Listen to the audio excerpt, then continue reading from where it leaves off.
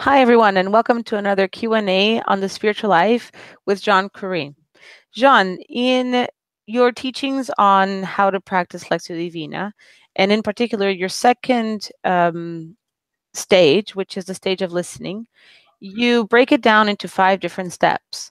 And in the second step, you say, in order to discover Christ's will. So today, could you tell us, what do we ask in Lectio Divina?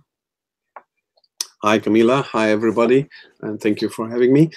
Yes, we talked in a previous video about the first stage of Lectio Divina, which is understanding the text. We cannot skip that phase because often it's the source where it shows us the place where we will dig deeper, you see, where God wants us to go and dig deeper. So even if intellectually you are attracted by a difficulty or a challenge in the text, just go for it. Don't worry about that.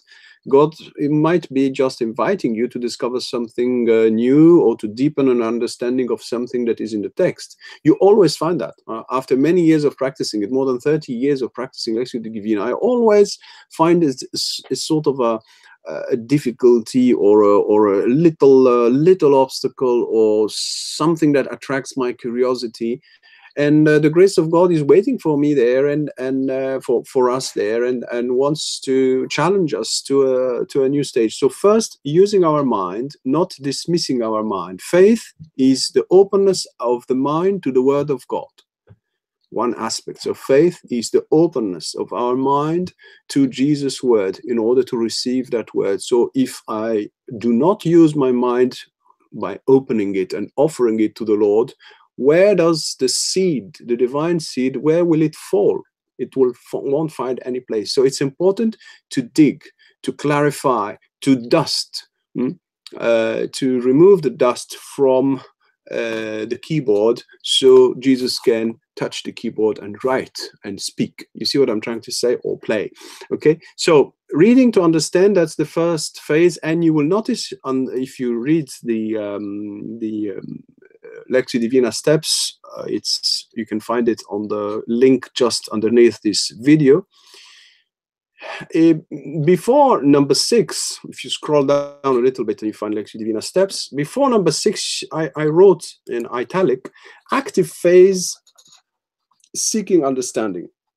Why did I call it active? Active because I am making an effort to understand.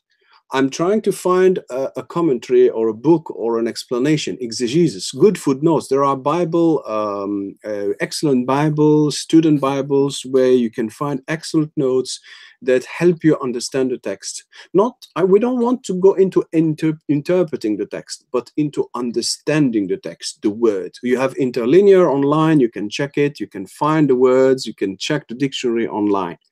So it's an active phase.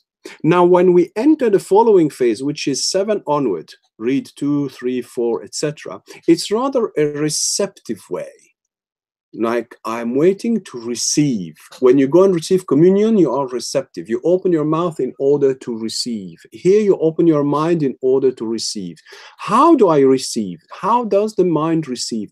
It's by asking a question, by begging, by saying, Jesus, tell me, what do you want from me? How do I activate my act of faith?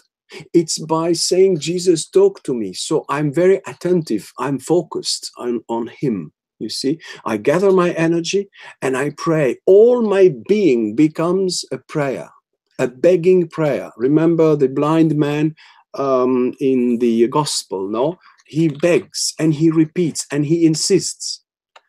Remember that, no? The beggar. And he embodies this stage number 7 here, which is read 2.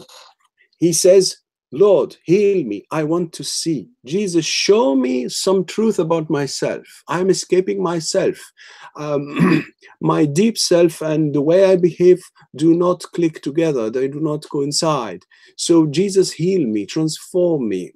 I don't see. There is a darkness in me that I don't see, but that you want to heal and you want to shed some light. So I'm really like a beggar, exercising humility, exercising desire, wanting to receive that grace from the Lord. So imitating the beggar is very, very important. It's vital. And it's not just for pleasure that you do Lectio Divina. It's vital. It's a matter of death, life and death, spiritual life and death, in the sense that my progress, my transformation is at stake.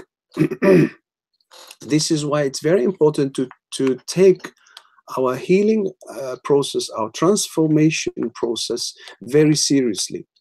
It's not a light thing to practice Lectio Divina. It's about me, it's about my healing and my transformation. So how much would you pay for that? How much of yourself would you give for that? So this is the first demand. You see, the first demand is in fact all my being extended there and lifting my arms and my hands and saying, Jesus, tell me, what do you want from me? What do you want to change in me? You see, I'm ready to change. I'm happy to change. Of course, it is challenging, absolutely challenging. Change is always challenging. Nobody likes change. Very rare. We prefer the comfort zone. So here, rereading the text, you see, I understood the text, but understanding the text is not Lectio. It's the preparation. It's the first stage. Now I am rereading the text, but I'm praying at that moment. I'm saying, okay, now, Lord, tell me, what do you want from me? I'm still reading, but my attitude is changing. Now I'm not active, but I'm receptive, you see? I say, okay, tell me, what do you want from me? The quality of my demand is decisive. The quality of my demand is decisive. Remember again the blind man, and I talk about him in the book. You have the link for the book, the hard copy of the book below this video. I say that when the beggar, the blind man, asked Jesus the first time to heal him, Jesus didn't reply. How many times we hear people, or we say it ourselves, oh, God never listens to me.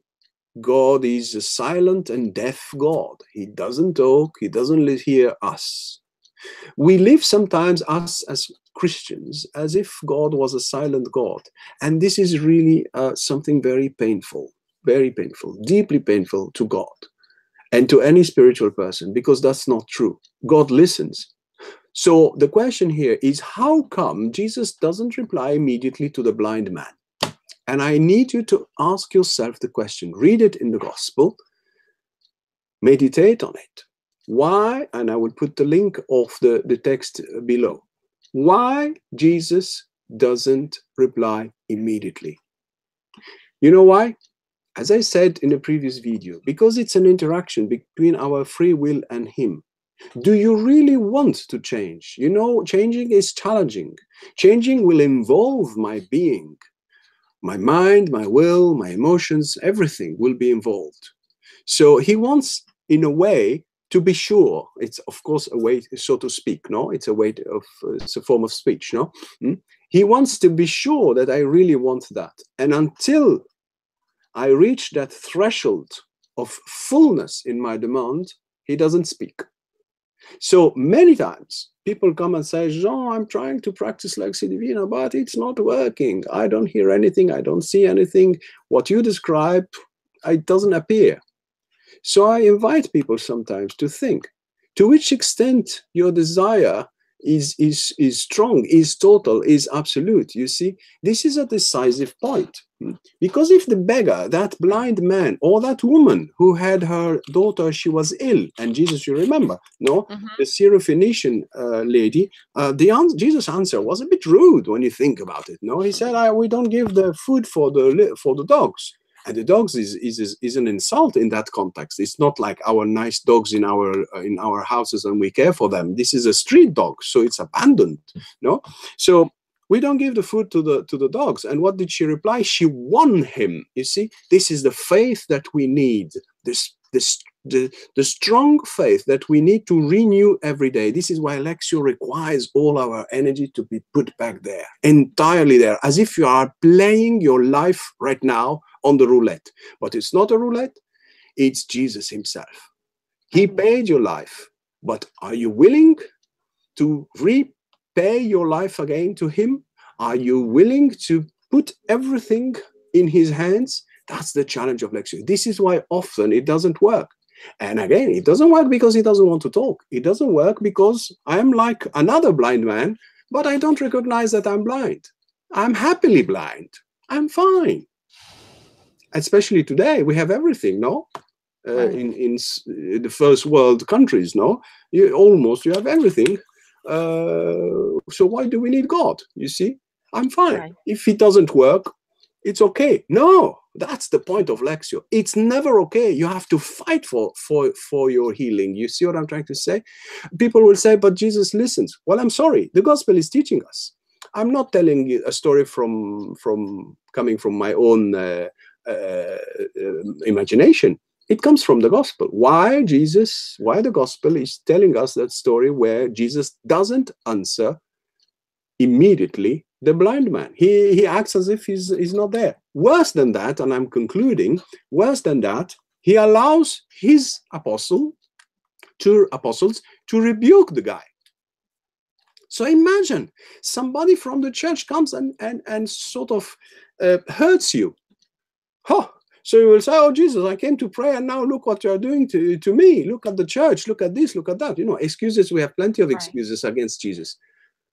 So imagine, Jesus doesn't reply. He allows his apostles to rebuke this guy. You know, he's a beggar on the street. No, he's a poor man and he's a beggar. So you really don't pay attention to such a person. So it's like, oh, leave us. We're in business here. We are walking. We're going from a village to another. We don't have time to lose. What does he do? He shouts even louder and says, Jesus, son of David, heal me. I want to see. And this is reading number 2. I'm still reading the text but my entire being is kneeling or completely bowing on the floor and begging for Jesus' healing. You see? I hope this helps.